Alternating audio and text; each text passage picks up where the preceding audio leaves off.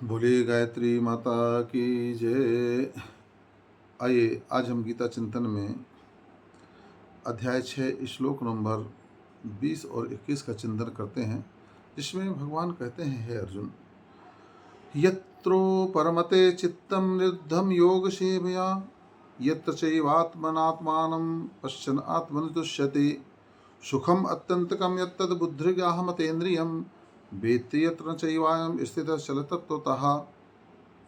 यह जो योग के अभ्यास से जब व्यक्ति का चित्त निरुद्ध हो जाता है, उस अवस्था में वह उपराम हो जाता है, और जिस अवस्था में परमात्मा के ध्यान से जो शुद्ध हुई बुद्धि है, सूक्ष्म बुद्धि द्वारा परमात्मा के दर्शन करता है, परमात्मा की अनुभूति करता है और उसी में वह संतुष्ट रहता है। ऐसा व्यक्ति जो इंद्रियों को जो है कि अतीत में जाकर केवल जो शुद्ध बुद्धि परमात्मा के ध्यान से जो शुद्ध बुद्धि से जो परमात्मा के दर्शन करता है और अनंत आनंद को की अनुभूति करता है, फिर वह व्यक्ति विचलित नहीं होता है, फिर वह व्यक्ति जो है परमात्मा में ही स्थित रहता है। जब तक हम इंद्रियों को वश में नहीं किए हैं, जब तक हमारी इंद्रियां वश में नहीं हैं, तब तक हम उनसे खिलवाड़ करते रहते हैं, इंद्रियों और विषयों का खेल खेलते रहते हैं और उसी में सुख की अनुभूति करते हैं, और वही श्रेष्ठ लगता है। उसी को पाने के लिए व्यक्ति जो है व्याकुल रहता है। मगर जैसे जैसे हमारी बुद्धि सूक्ष्म होती चली जाती है, ध्यान रखना, जैसी बुद्धि होगी वैसी ही पकड़ होगी। बुद्धि दो प्रकार की होती है, एक होती है स्थूल बुद्धि और एक होती है सूक्ष्म बुद्धि।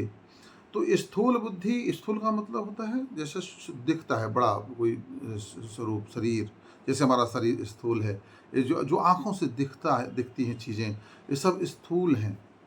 तो हमारी स्थूल बुद्धि जब तक होती है ना, तब तक हम जो है स्थूल बुद्धि से स्थूल ही पकड़ में आते हैं। कितना भी बड़ा पढ़ा लिखा व्यक्ति क्यों ना हो, मगर उसकी डिग्रियां, उसके जो है पढ़ाई केवल स्थूल की है।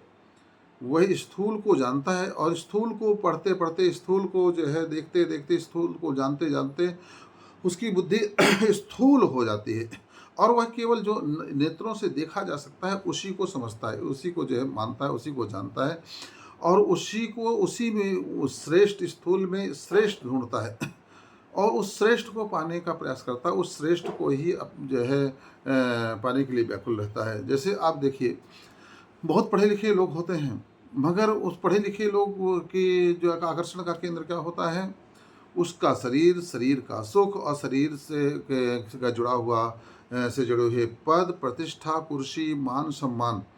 और इसी को पाने के लिए आप देखेंगे कि बड़े से बड़े जो है मंत्री, मिनिस्टर भी जो हैं, वो किसको प्राथमिकता देते हैं?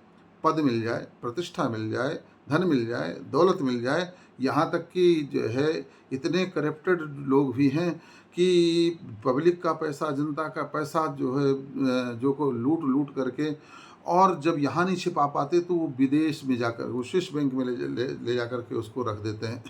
ये होती है स्थूल बुद्धि।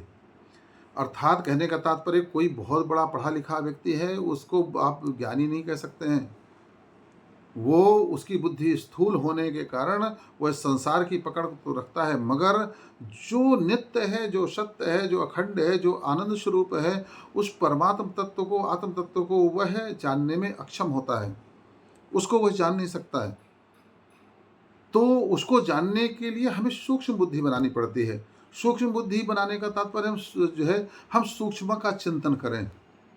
अणुरणीयाम महतो महीयान, हम त्राटक करते हैं, हम बिंदु योग साधना करते हैं, और उस बिंदु को अपने मस्तक में देखते हैं, आज्ञा चक्र पर देखते हैं।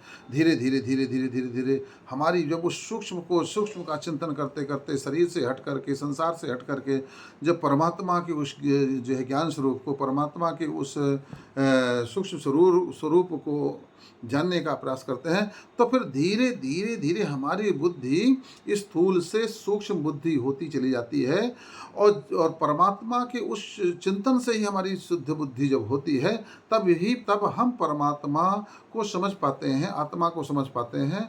और फिर जब उस परमात्मा स्वरूप को, परमात्मा के स्वरूप में जब हम जो स्थिर हो जाते हैं और उसका आनंद हमें प्राप्त होने लग जाता है, तो फिर वह व्यक्ति जो है योगी पुरुष कहलाता है, योगनिष्ठ कहलाता है। और वह व्यक्ति फिर कभी जो है भटकता नहीं है, फिर वह विचलित होता नहीं, परमात्मा के स्वरूप में ही वह स्थिर हो जाता है। फिर उसको इंद्रियां अपने विषयों में नहीं खींच सकती हैं, फिर जो है संसार के सुख की तरफ वो नहीं जाएगा, क्योंकि उसको यह अनुभव हो जाता है कि संसार का सुख क्षणिक है, और थोड़ा सुख मिलता है और दुख ज़्यादा जो है मिलता है। तो फिर वह जो है नित्य है, जो सत्य है, जो अखंड है, जो अनंत है, जो सदा रहने वाला है, ऐसे सुख, ऐसे आनंद स्वरूप परमात्मा में वह स्थिर हो जाता है। बोलिए गायत्री माता की जय।